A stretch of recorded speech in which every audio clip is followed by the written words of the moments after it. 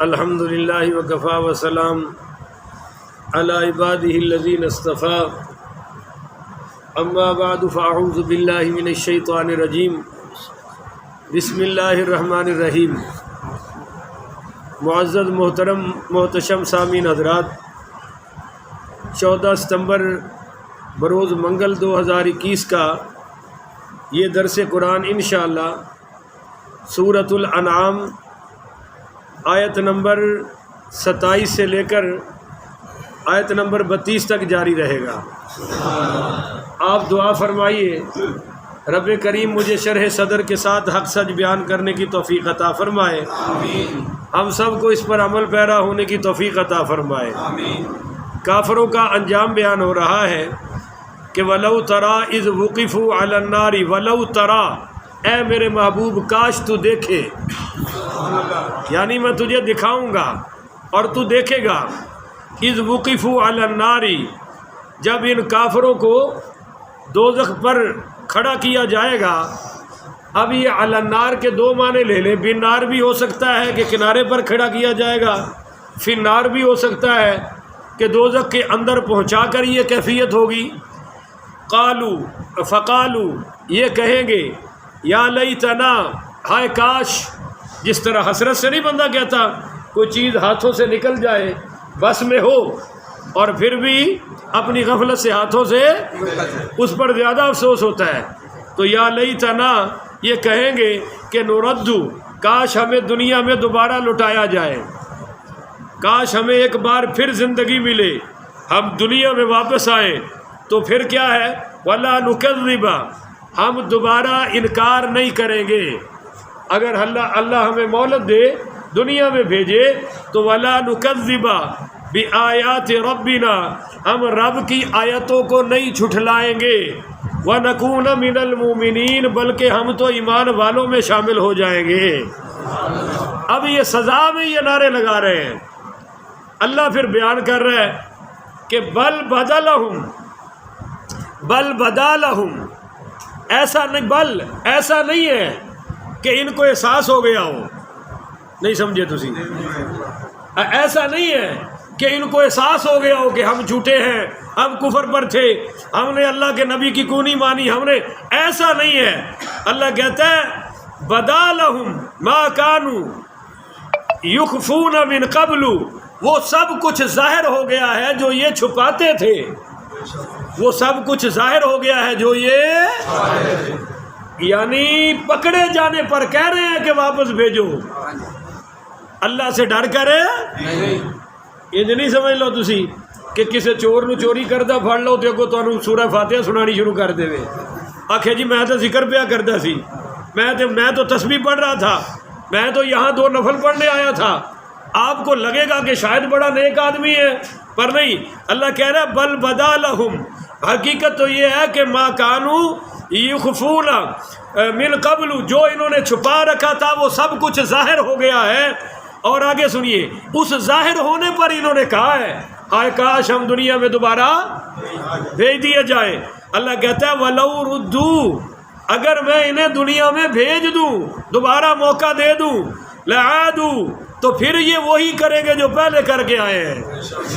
انہوں نے بعد یار اتنی بات تو آپ بھی کہتے ہیں نا، جب ایک مرد بار بار بیوی سے بدتمیزی کرے، بار بار لڑے، یا ایک بار بار چور چوری کرتا پکڑا جائے، آپ چھوڑیں وہ پھر کرے، وہ پھر کرے، وہ پھر کرے، آخر کیا کہیں گے؟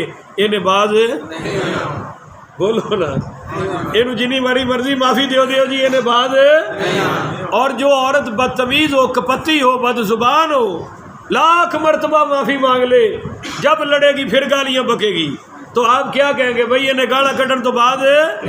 اللہ کہہ رہا ہے وَلَوْ رُدُّوا، اگر میں انہیں واپس بھیج دوں، لَعَادُوا، یہ وہی کچھ کریں گے جو پہلے کر کے آئے ہیں، لِمَا نُهُوا عَنْهُ، ہر وہ کام کریں گے جس سے ان کو منع کیا گیا ہے، وَإِنَّهُمْ لَكَاذِبُونَ، اس لیے کہ یہ جھوٹے ہیں، دنیا میں بھی جھوٹے تھے، آج جہنم میں بھی کھڑے ہو کر جھوٹ ہی بول رہے ہیں۔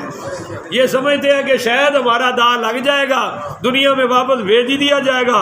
وَقَالُوا، یہ دنیا میں کہتے تھے، بولیے دنیا میں. اب اگر دوبارہ بھیجوں گا تو پھر کہیں گے کیا؟ ان ہی الا حیاتنا الدنیا، کہ بھائی زندگی صرف دنیا کی ہے، زندگی صرف. آج امریکہ، یورپ، یہ جتنے بھی جن کو آپ ترقی یافتہ ممالک کہتے ہیں، انہوں نے ترقی تورات سے نہیں کی، ترقی انجیل سے نہیں کی، وہ اپنی قوم اور ملک سے مخلص ہیں.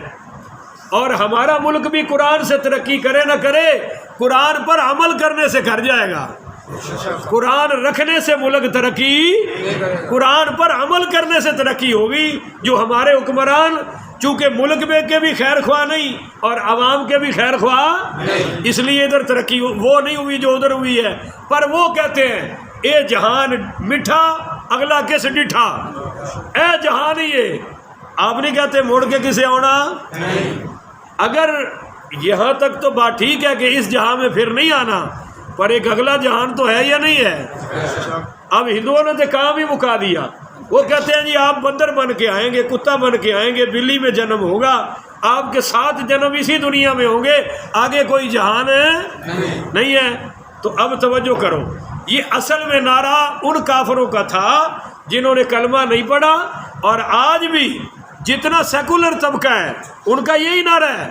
کہتے ہیں بس زندگی ہے اسی کے لیے جینا ہے، اپنی اولاد کا سوچنا ہے، یہ مذہب، یہ نماز، یہ بندے کا اور اللہ کا پرسنل معاملہ ہے، کرو نہ کرو تمہاری مرضی ہے، وغیرہ وغیرہ. وقالو، انہوں نے دنیا میں بھی کہا تھا، دوبارہ بھیجو تو پھر کہیں گے ان ہی الا حیاتنا الدنیا، کہ دنیا ہی کی بس زندگی ہے. وما نحن بمبعوثین، ہم نے دوبارہ اٹھ کے آنا نہیں.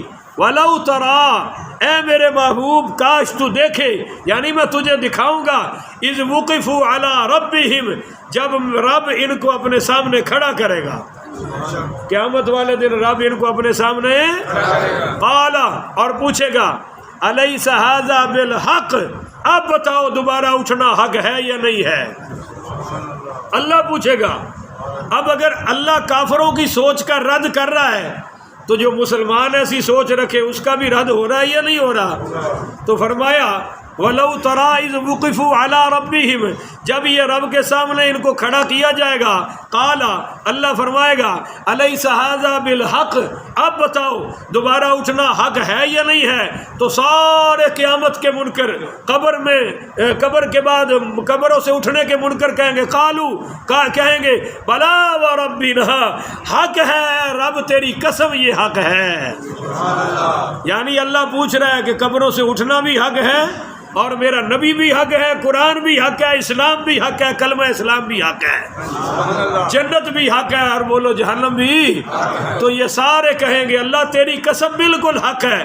تب اللہ فرمائے گا قال، اللہ فرمائے گا فذوقوا العذاب، اب چکھو اس عذاب کا مزہ، بما کنتم تکفرون، اس کفر کے سبب جو دنیا میں کر کے آئے ہو.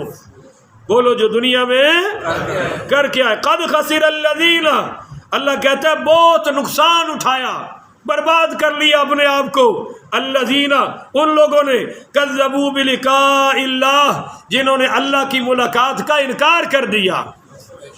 بولیے اللہ کی ملاقات کا، ان کو پتہ ہی نہیں، ان کی زندگی میں کبھی ہوش ہی نہیں آیا.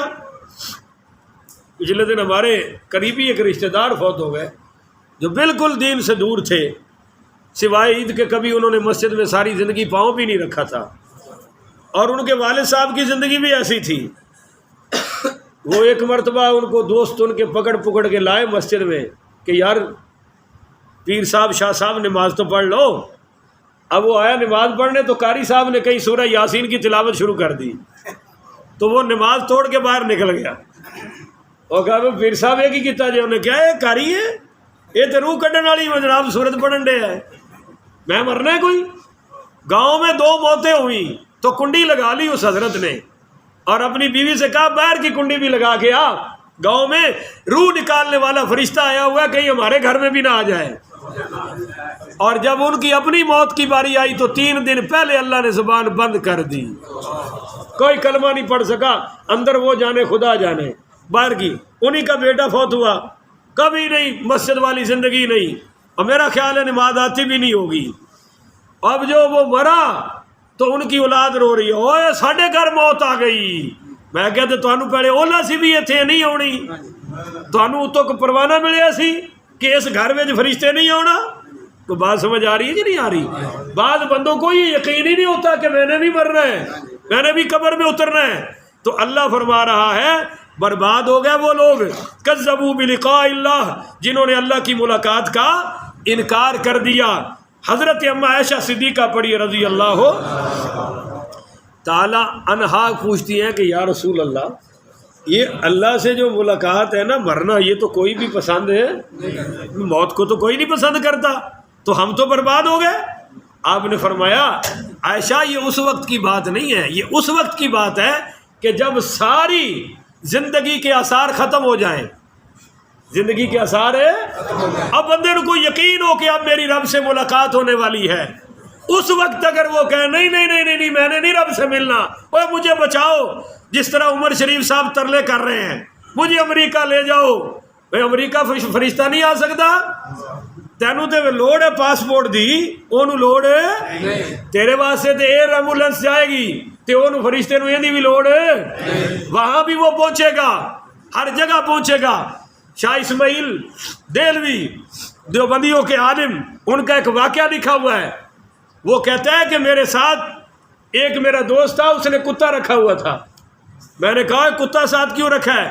کہتا تم مولوی کہتے ہو کہ جہاں کتا ہو تصویر ہو وہاں موت والا فرشتہ، وہاں فرشتہ تو میں اس لیے رکھا بھی موت والا فرشتہ نہیں آئے گا، اس لیے کتا ساتھ رکھ لیا ہے۔ اسماعیل دہلوی کہنے لگا کہ اگر اس کتے کی بھی تو کوئی روح نکالنے آئے گا نا، وہی تیری بھی نکال لے گا، تو کیوں کتے کی موت مرنا چاہتا ہے؟ نہ یہ کتا رہے گا نہ تو رہے گا۔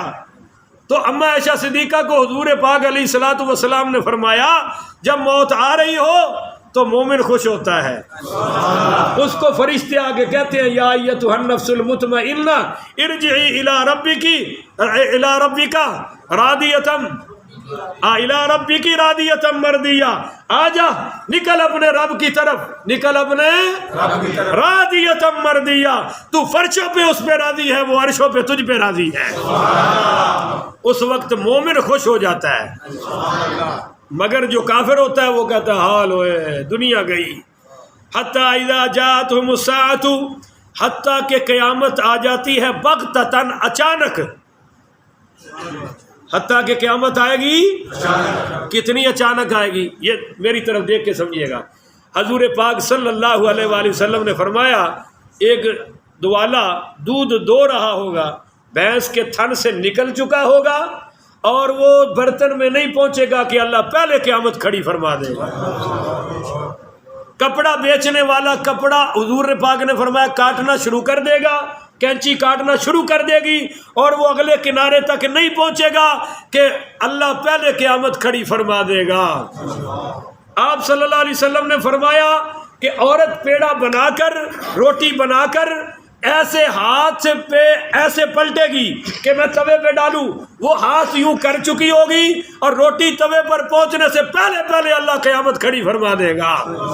بغتتاً، اچانک آئے گی۔ قالو، پھر یہ سارے بے ایمان، یہ سارے دنیا کے پجاری لٹیرے، راشی، زانی، شرابی اور جتنے بھی دین کے دشمن ہیں کہیں گے یا حسرتنا، ہائے افسوس، علی ما فرطنا فیہا، ان گناہوں پر، اس تقصیر پر جو ہم نے آگے بھیجے ہیں، وہم یحملون اوزارہم، اللہ فرما رہا ہے پھر یہ اپنے عملوں کے بوجھ اٹھائیں گے، علی ظہورہم، اپنی پشتوں پر، بولو اپنی، اس پر سنیے ایک حدیث کمال کی، سیدنا ابو ہریرہ پڑھیے جی رضی اللہ تعالیٰ عنہ فرماتے ہیں، ایک حدیث بیان کی کہ جو شخص جو دنیا میں عمل کرے گا وہ اس کا بوجھ اٹھا کر آئے گا، بولیے بوجھ اٹھا کر اس کو قیامت والے دن بوجھ اٹھانا پڑے گا۔ کسی کا اونٹ مارا ہے تو اونٹ گردن پر ہوگا، حتیٰ کہ حضور پاک پڑھیے صلی اللہ علیہ وآلہ وسلم نے فرمایا کسی نے کسی کی ایک بالشت مار لی زمین، کتنی؟ پہلے ہاتھا کنے مر لیا ہوں سی بولو تے ہوں 4 4:30 4:15 جی ہاں تے ہن دسو انہاں ظالماں نے خدا نو جواب نہیں دینا؟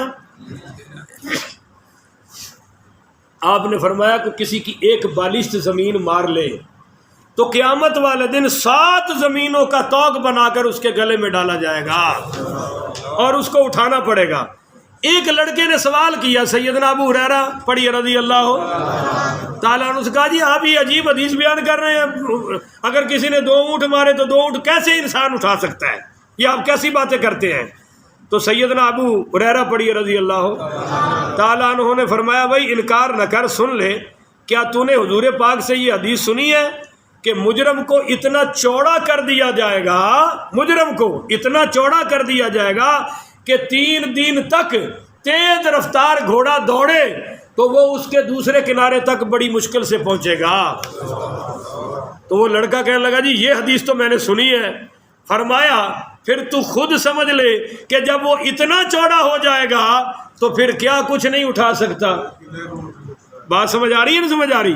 آگے پھر سیدنا ابو ہریرہ پڑھی رضی اللہ تعالیٰ عنہ نے بیان کیا کہ بھائی سن لے، میرے آقا نے یہ بھی فرمایا ہے کہ اس کی جگہ، بیٹھنے کی جگہ اتنی بڑی ہوگی جتنا احد پہاڑ بڑا ہے، اور آپ صلی اللہ علیہ وسلم نے فرمایا کہ مجرموں کی داڑھیں اتنی بڑی ہوں گی کہ ایک دانت احد پہاڑ کے برابر ہو جائے گا۔ تو یاد رکھیے اوزارہم، اوزار یعنی بوجھ اٹھائیں گے، علی ظہورہم اپنے کمر پر، اپنی پشت پر، الا ساء ما یذرون، اللہ کہہ رہا ہے کتنا برا بوجھ اٹھا کے پھرتے ہیں، نہ گندے عمل کرتے اور نہ یہاں تک پہنچنا پڑتا۔ اب ذرا ایک مسئلہ آگے سن لیجئے، اور وہ بڑی توجہ